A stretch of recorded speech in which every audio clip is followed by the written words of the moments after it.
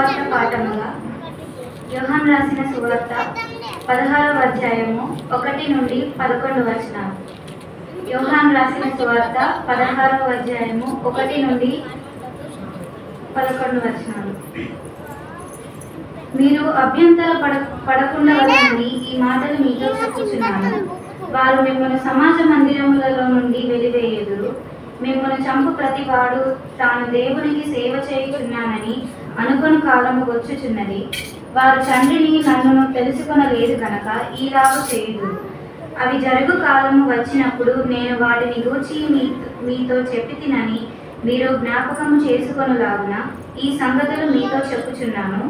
నేను మీతో కూడా ఉంటిని గనుక మొదటనే వీటిని మీతో చెప్పలేదు. ఇప్పుడు నన్ను పంపిన వాని యొద్దకు వెళ్ళుచున్నాను. నీవు ఎక్కడికి వెళ్ళుచున్నావని మీలో ఎవడనూ నన్ను అడగలేదు కానీ నేను ఈ సంగతులు మీతో చెప్పినందున మీ హృదయము దుఃఖముతో నిండి ఉన్నది. అయితే నేను మీతో సత్యము చెప్పుచున్నాను. నేను వెళ్ళిపోవుట వలన మీకు ప్రయోజనకరము. నేను వెళ్ళిన ఎడల ఆదరణకర్త మీ యొద్దకు రాడు. నేను వెళ్ళిన ఎడల ఆయనను మీ యొద్దకు పంపుదును.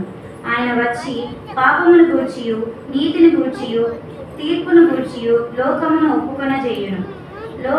లోకులు నా యందు విశ్వాసం ఉంచలేదు గనుక పాపమును గూర్చియు నేను తండ్రి యొద్దకు వెళ్ళుట వలన మీరిక నన్ను చూడరు గనుక నీతిని గూర్చియు ఈ లోకాధికారి తీర్పు పొంది ఉన్నాడు గనుక తీర్పును గూర్చియు ఒప్పుకొనజేయును.